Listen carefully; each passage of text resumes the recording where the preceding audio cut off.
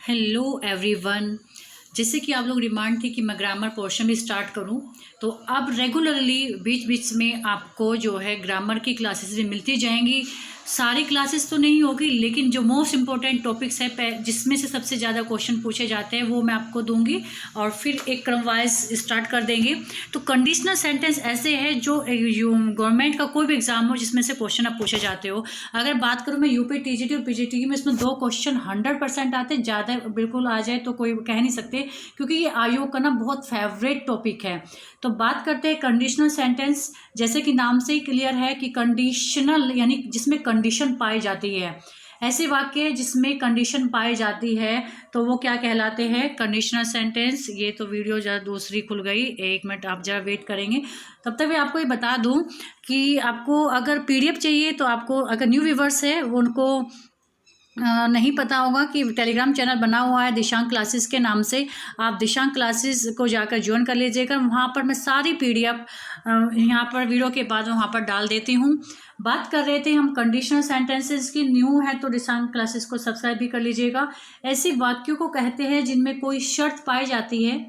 ये वाक्य हिंदी में, जैसे हिंदी में यदि या अगर से स्टार्ट होते हैं, वाक्य के बीच में तो या तब शब्द आता है, तो आएगा तब आएगा। जैसे यदि तुम मेरे पास आओगे तो मैं आपकी मदद करूंगा, यानी तो क्या शर्त दी हुई होती है, यदि आप मेरे पास आते तो मैं आपकी मदद करती, है ना। तो इस तरह के जो वाक्य है, तो कंडीशनल सेंटेंस जो है 4 प्रकार के हैं जिनका क्लासिफिकेशन किया गया है, और चारों ही प्रकारों में से एग्जाम में क्वेश्चन आते हैं।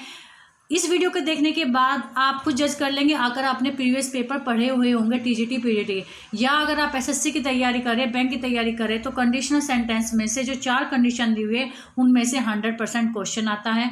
प्रोबेबल कंडीशन होती है, यानी काम पूरा होने की कुछ संभावना होती है। इम्पॉसिबल कंडीशन, जैसे कि इम्प्रोबेबल कंडीशन, काम करने की संभावना नहीं होती है। इम्पॉसिबल कंडीशन, जिसमें हो ही नहीं सकता। और एज इफ, जहाँ प्रयोग होता है मानो, कि मानो आप एक राजकुमार हो। इस तरह से ये 4 कंडीशन होती है कंडीशन सेंटेंस की। तो हम पहले बात करते हैं प्रोबेबल कंडीशन। ऐसे वाक्य यदि से आरंभ होते हैं और उसकी 2 क्लोज होती है। माय डियर फ्रेंड्स, एक ध्यान दीजिएगा, जैसे भी जब हम कॉम्प्लेक्स कंपाउंड सेंटेंस की बात करते हैं तो 3 क्लोज होती है। एक प्रिंसिपल क्लोज होती है, एक आपकी जो है कोऑर्डिनेट क्लोज होती है, एक सबऑर्डिनेट क्लोज होती है। Principal clause, coordinate clause, subordinate clause. कुछ बच्चों को पता होगी, कुछ हो सकता है बच्चों के लिए नया हो, तो मैं यहाँ क्लोजेस वर्ड यूज़ नहीं करूँगी, क्योंकि मैं यहाँ आपको क्लोज नहीं समझाऊंगी। वो अलग से ही वीडियो बनेगी। अगर आपको पता है, ठीक है, नहीं होता मुझे बता दीजिए। क्लोज समझाने में थोड़ी सी जरा सा ही होगा, मैं आपको वीडियो बना दूंगी। तो अब आप यहाँ 2 समझ लीजिएगा कि एक सेंटेंस होगा जो कोमा से सेपरेट होगा। हिंदी में तो शब्द आता है, तो या तब। इंग्लिश में कोमा से सेपरेट हो जाते हैं। तो पहला पार्ट और सेकंड पार्ट, तो ये दोनों क्लोज है। तो फ्यूचर टेंस में जो दोनों पार्ट होंगे, दोनों ही फ्यूचर में होंगे, और दोनों के अंत में गे गे लगा होगा, यानी दिखने में आपको वे फ्यूचर के होंगे।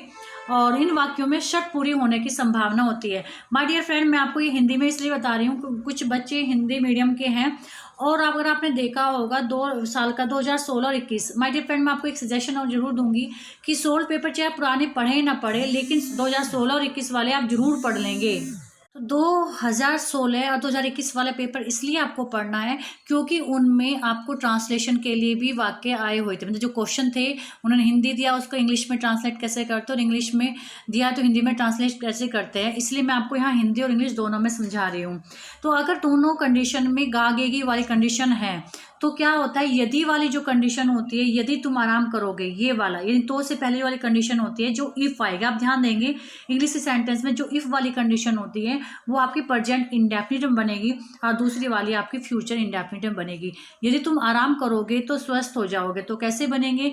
If you take rest you will be healthy. तो ये तो होगी जिसकी ट्रांसलेशन। मोस्टली जो क्वेश्चन पूछे जाते हैं वो एरर के आते हैं। अब यहाँ वो क्या करेंगे, दोनों कंडीशन में क्या करेंगे, इफ़ यू विल, यहाँ पर क्या दे देंगे, आपको विल दे देंगे, ठीक है ना। इफ़ यू विल, मतलब यहाँ पर ए बी और यहाँ पर सी और डी, ठीक है। तो ये पहली कंडीशन ये होगी कि यहाँ पर अगर आप इफ़ वाली कंडीशन में विल देखोगे तो देखते ही आप उसको एरर बना दोगे।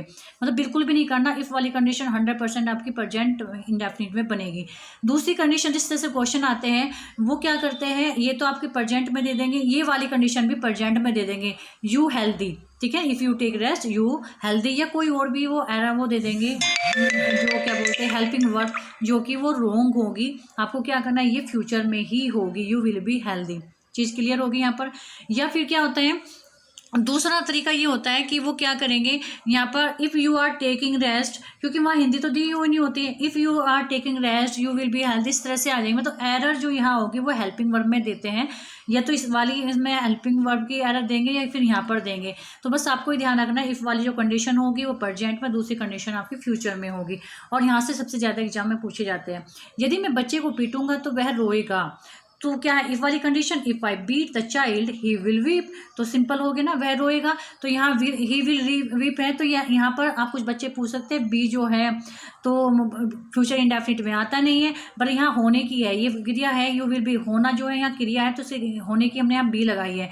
फ्यूचर यहाँ कंटिन्यूस नहीं, फ्यूचर कंटिन्यूस में विल बी लगता है ना, तो चीज़ ध्यान देंगे। यहाँ पर जो वर्ब है मेन वर्ब बी है, तो यू विल बी हेल्दी। यहाँ पर जो मेन वर्ब है वो रोना है, तो you will weep. I think आपको क्लियर हो चुका होगा। अब यहाँ पर भी आपको एक चीज़ नोट करने वाली है, प्रोबेबल कंडीशन वाले वाक्यों में कभी कभी जो दोनों वाक्य होते हैं या तो प्रेजेंट टेंस में दे देते हैं, जैसे अभी मैं उदाहरण 3 बताऊंगी आपको, या जो मुख्य वाक्य होता है वो इम्पेरेटिव सेंटेंस में हो जाता है। तो ऐसी स्थिति में जो उपवाक्य होता है जिस टेंस में दिया होगा आपको उसी टेंस में बनाना है। देखिए जैसे यदि वह पढ़ना नहीं चाहता, तो ये तो आपका प्रेजेंट इंडेफिनिट बनेगा, तो वह सो सकता है, तो सो सकता है तो मे वाली कंडीशन है ना, तो बिल्कुल ऐसे ही बनाएंगे आप। If he does not want to study he may sleep, यहाँ क्या है आपकी फ्यूचर कंडीशन दोनों तरह नहीं दी हुई है। अब मैंने अभी क्या है आपको वहाँ ये हिंदी तो आएगी नहीं एग्जाम में, मायनर आते कि if he does not want to he may sleep, तो आप क्या कर सकते हो कि नहीं यहाँ पर तो एरर हो सकती है कि ये तो एरर है, क्योंकि अभी मैंने बताया कि कोई एरर आ जाए तो आप कर लेंगे। लेकिन आपको इस सेंटेंस में है कि ही मे स्लीप, यदि आपका इम्पेरेटिव सेंटेंस आ जाए या फिर आपका जो ये जो वर्ब है ये आप मे के कैन कुड के में, तो उसी प्रक्रिया में आपका हो जाएगा। ठीक है ना, इम्पेरेटिव सेंटेंस आ जाए या फिर आपका प्रेजेंट टेंस में ही हो। यदि तुम पास होना चाहते तो कठिन परिश्रम करो, तो ये इम्पेरेटिव सेंटेंस में होगा if you want to work hard, if you want to pass work hard, तो ये इम्पेरेटिव सेंटेंस हो गया, तो आप इसको ऐसे ही रखोगे। तो पहली कंडीशन तो मोस्टली क्या होता है गागे की वाली होती, तो फर्स्ट पार्ट प्रेजेंट इंडेफिनिट, दूसरा वाला आपका फ्यूचर इंडेफिनिट में होता है। बट अगर वो इम्पेरेटिव सेंटेंस में है तो आप इम्पेरेटिव सेंटेंस में ही रहने दोगे। अब बात करते हैं इम्प्रोबेबल कंडीशन की। ऐसे वाक्य भी यदि से आरंभ होते हैं लेकिन इनमें फर्जी शर्त पाई जाती है, मतलब शर्त पूरी होने की कोई संभावना नहीं होती है, सिर्फ शर्त पूरी होने की हम परिकल्पना करते हैं कि हाँ शर्त पूरी हो जाएगी। अब देखिए कैसे, ऐसे वाक्यों की अंग्रेजी बनाते समय इफ वाला जो टेंस है ना, जो भी मैंने आपको प्रोबेबल कंडीशन बताई ना, बस उसको जैसे नरेशन के रूल होते हैं ना कि हमारी जो फर्स्ट वाला पार्ट जो होता है रिपोर्टिंग वर्ब होती है, वो अगर पास्ट में है तो आपको रिपोर्टेड स्पीच भी आपको पास्ट में हो जाएगा। सेम वही आपको कंडीशन करनी है। तो यहाँ पर यदि मैं दिल्ली जाऊँ तो लाल किला देखूँ, तो उसकी ट्रांसलेशन क्या होती है, if I went to Delhi, यदि मैं दिल्ली जाऊँ I should see the Red Fort. तो अगर हम इसकी प्रेजेंट में देखते हैं तो इफ़ यदि मैं दिल्ली जाऊँगा तो लाल किला देखूंगा, तो यहाँ क्या करते हैं if I go to Delhi, तो यहाँ पर आई गो करते हैं ना पहले उस सेंटेंस में, और यहाँ पर क्या करते हैं शैल करते हैं हम, बस उसी का क्या है जब ये पास्ट में है तो ये भी शैल का शुड, विल का वुड और कैन का, मतलब उसका विल का, ये दो चीज़ होगी, विल का वुड और शैल का शुड हो जाएगा। अब एरर कैसे आएगी, यहाँ पर वेंट दे दिया तो यहाँ पर शैल दे सकते हैं, यहाँ शैल दे दिया तो यहाँ पर प्रेजेंट में देंगे। बस आपको देखना कि सेंटेंस किस हिसाब में दिया हुआ है। यदि उसने आवश्यकता समझी तो वह आपसे मिलेगा। इफ़ ही नीडेड, आप कैसे if he needed he would meet you, जब यहाँ वुड दिया हुआ है तो यहाँ पर नीडेड ही आएगा, ये चीज़ आप ध्यान रखेंगे, यानी दोनों ही पास्ट में हो जाएगी। अब इम्पॉसिबल कंडीशन की हम बात करते हैं, ये हर बार एग्जाम में आपसे क्वेश्चन पूछे जाते हैं, और मैं मानती हूँ जितने भी गवर्नमेंट एग्जाम होते हैं यहाँ से उनका सबका प्रिय टॉपिक जरूर है, यहाँ से सबसे ज़्यादा तरीके से एरर पूछी जाती है। लिख लीजिएगा, ये 100% आपको एग्जाम में मिलने वाला है, चाहे वो कोई भी आप एग्जाम इंग्लिश जिसमें इंग्लिश में आती है तो वो जरूर आएगा। इम्पॉसिबल कंडीशन ऐसे वाक्य भी यदि से आरंभ होंगे, किंतु इसमें भूतकाल की ऐसी शर्त दी जाती है जो पूर्ण ना हुई। क्या है भूतकाल, मतलब भूतकाल में कोई शर्त थी, यानी पास्ट में कोई शर्त दी गई लेकिन पूरी नहीं हुई, तो उसकी बात हम आज कर रहे हैं। ऐसे वाक्य में दोनों ही वाक्यों के अंत में ताती ते लगा होता है। अब देखिए कैसे, ये रूल दे दिया मैंने पहले कि ऐसे वाक्यों की अंग्रेजी बनाते समय जो इफ़ वाली कंडीशन है वो पास्ट परफेक्ट टेंस में बनेगी। पास्ट परफेक्ट क्या होता है, हैड प्लस वर्ब की थर्ड फॉर्म। और जो दूसरा वाक्य होता है जिसमें हम शैल या विल यूज़ करते थे, वहाँ हम वुड हैव या शुड हैव के साथ थर्ड फॉर्म यूज़ करेंगे। ये चीज़ तो आपको पता है, जहाँ हैव होता है वहाँ वर्ब की थर्ड फॉर्म ही यूज़ की जाती है। एग्जाम्पल देखिए, यदि आप मेरे पास आते तो मैं आपको एक अच्छी खबर देता। तो ये क्या पास्ट है, भाई आप गए होते तो आपको खबर मिलती, आप गए नहीं। तो यानी पास्ट की ऐसी शर्त थी जो कंप्लीट नहीं हुई, लेकिन उसका डिस्कशन हम आज कर रहे हैं। तो ये मोस्ट इंपॉर्टेंट इंग्लिश में देखिए, if you had come to me I should have given you a good news. यहाँ पर न्यूज़ जोड़ लीजिएगा, गुड न्यूज़। अब आप देखिए एग्जाम में कहाँ कहाँ से एरर आती है। इस वाली कंडीशन में हैड की जगह भी हैव दे देते हैं, एक चीज़ ये, ठीक है। अब यहाँ हैव के साथ में वो वर्ब की फर्स्ट फॉर्म दे देते हैं। एरर के लिए बता रही हूँ मैं कितनी तरीके से एरर एग्जाम में आती है। अगर ये आपके दोनों एरर ये ठीक है, सपोज करो यहाँ हैड ही दिया है तो यहाँ पर क्या दे देते हैं, वो शैल दे देंगे, ठीक है। और या फिर शैल नहीं दिया, शुड दिया तो वर्ब की फर्स्ट फॉर्म लगा देंगे। या फिर यहाँ हैव नहीं देंगे, यहाँ थर्ड फॉर्म तो दे देंगे, हैव हटा देंगे। और अगर ये दोनों चीज़ दी उन्होंने, हैव गिवन दिया उन्होंने, तो शुड की जगह शैल कर देंगे। तो समझ रहे हैं ना, यानी एक ही वाक्य है, मैं कम से कम इसी वाक्य में आप 10 से 12 तरह से आपको एरर पूछी जाती है। और मैं देखो बार कह रही हूँ कि बहुत इंपॉर्टेंट, बच्चे इसमें 100% गलती करके आते हैं। इसमें वो इस तरह से देते हैं, आपको लगता है ये ही सही है, क्योंकि यहाँ तो मैं आपको हिंदी भी बता रही हूँ साथ साथ में, तो आप समझ रहे हैं। लेकिन वहाँ हिंदी नहीं आती, वहाँ इंग्लिश आती है सीधे।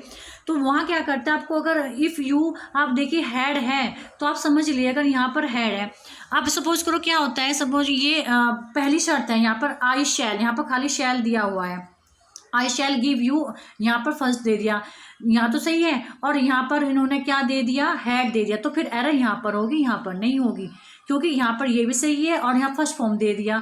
तो एरर छांटने का भी तरीका होता है बच्चों, इसे ध्यान रखेंगे कि सपोज करो उन्होंने यहाँ पर हैड दिया, तो हम सोचेंगे, और मैं एक सेंटेंस लिख देती हूँ यहाँ पर, और यहाँ पर सेंटेंस आ जाए शैल, ठीक है जी।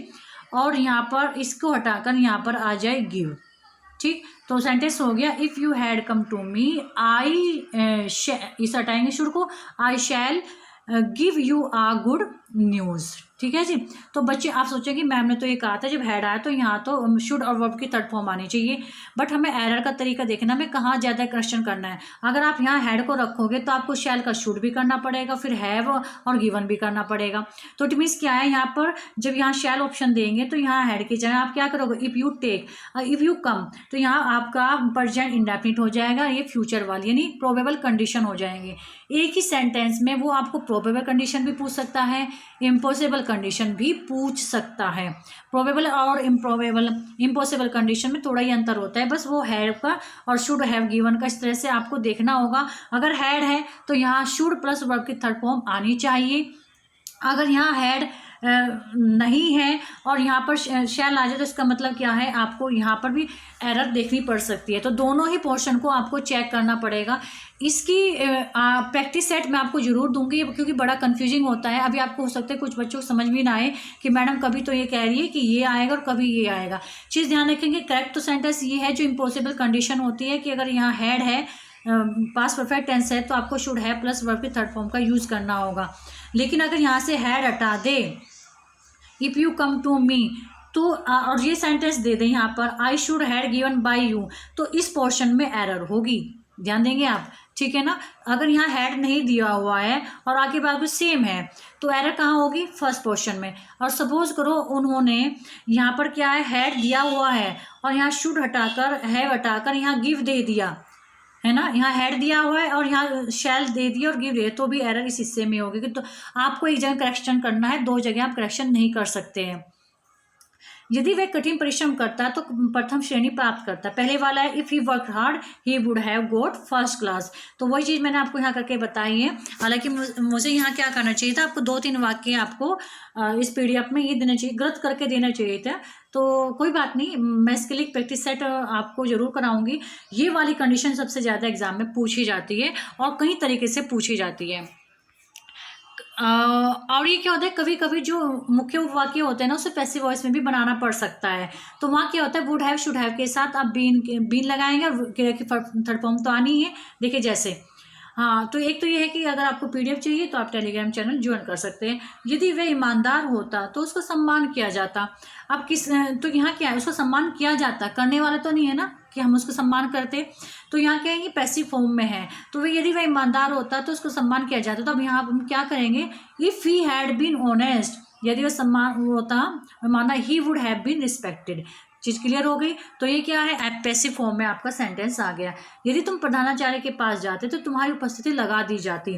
तो if you had gone to the principal, if you had been marked. अच्छा, एक और चीज़ मैं थोड़ा सा ये हो गई यहाँ पर, हाँ, अब आप ये पूछ सकते हो कि देखो, जिनको कॉन्सेप्ट क्लियर है, जिनको ना टेंस वगैरह क्लियर है, तो वो तो नहीं को क्वेश्चन आपके मन में आया है, बट आपके दिमाग में आ गया मैम ने हम बीन क्यों लगा दिया। अब बीन जो है ना, ईमानदार होना यहाँ वर्ब है, तो बी लगता है if he had be honest, क्योंकि हैड है तो यहाँ पर थर्ड फॉर्म आएगी। तो ये बीन वाला जो पैसिव वॉइस में बीन लगता है वो वाला पैसिव वॉइस नहीं है, ये मेन वर्ब है बी। जैसे मैंने ऊपर भी बताया था, विल बी यूज हुआ था। बी जो है आपकी हेल्पिंग वर्ब विल के साथ भी लगता है, आपके गागे होगा करेगा, लेकिन बी आपका मेन वर्ब भी है, जिसका मतलब होता है होना। तो अब जैसे यहाँ सेंटेंस लिया, ये तुम प्रधानाचार्य के पास जाते, तो ये तो आपका एक्टिव फॉर्म में ही है ना, जो पहला पार्ट है ये एक्टिव फॉर्म में है। If you had gone to principal, आपकी उपस्थिति लगा दी जाती, कौन लगाता तो वो तो नहीं पता ना, आपके क्लास टीचर लगाते, आपके प्रिंसिपल लगाते, किसी और को जिम्मेदारी थी। तो you would have been mark present, you would have been mark present. तो यहाँ पर क्या है, हैव बीन का यूज़ किया है, क्योंकि ये क्या है, पैसिव फॉर्म में है। एज इफ का प्रयोग, इससे भी एग्जाम में कहीं मतलब लगभग हर बार ही क्वेश्चन पूछे जाते हैं। इस तरह के जो वाक्य होते हैं ना, बीच में मानो वर्ड आता है। मानो, जैसे ना आप ऐसे लग रहे हो मानो एक राजकुमार हो, या मानो आप एक राजकुमारी हो, तो वहाँ पर क्या हम एज इफ के प्रयोग से बनाते हैं। देखिए, और जब प्रिंसिपल क्लोज प्रेजेंट टेंस में, अब आपको मैं यहाँ रूल नहीं बता रही, पहले सीधे मैं कहाँ लेकर चल रही हूँ, एग्जाम्पल लेकर जा रही हूँ। यहाँ एग्जाम्पल जल्दी समझ में आएगा। तुम्हारा भाई ऐसा लगता है मानो एक राजकुमार हो, तो लगता है यानी present indefinite, your brother seems, तो यहाँ मानो के लिए हम एज इफ करेंगे। और सबसे बड़ा जो समझने वाली बात है, यहाँ ही है। अब ही के साथ तो अब वॉज लगना चाहिए ना, या फिर हो प्रेजेंट में है तो इज लगेगा। बट जब यहाँ रियल में को नहीं होता, हम सिर्फ मानने की बात करते हैं, तो हम हेल्पिंग वर्ब उल्टी लगाते हैं। अगर यहाँ ही की जगह आई होता तो आई के साथ भी हम वर्ड लगाते, अगर यू होता तो यू के साथ हम वॉज लगाते। ये चीज़ आप ध्यान रखेंगे। Your brother seems as if he were a prince, ये एग्जाम में बहुत बार पूछा जा चुका है। और अगर जैसे तुम्हारा भाई ऐसा लगता था मानो एक राजकुमार हो, अगर ये पास्ट में आ जाए, भाई अब नहीं लगता, पहले लगता था, तो वहाँ क्या करेंगे, your brother seemed as if he had been a prince. तो यहाँ पर हम क्या करेंगे, पास्ट परफेक्ट में बनाएंगे, he had been a princess, अगर पास्ट में आया है। तो चीज़ आई थिंक क्लियर हो गई होगी। मोस्ट इंपॉर्टेंट है ये आप सभी के लिए, और मैं इसकी प्रैक्टिस सेट मैं आपको जरूर दे देती हूँ, क्योंकि यहाँ से सबसे ज़्यादा क्वेश्चन, आप 2 क्वेश्चन तो आप पक्के मान के चलिए, मिनिमम मैक्सिमम आपके यहाँ से कितने भी मिल सकते हैं। वीडियो अगर आप पसंद आई है तो वीडियो को लाइक और शेयर करना ना भूलिए। बाय।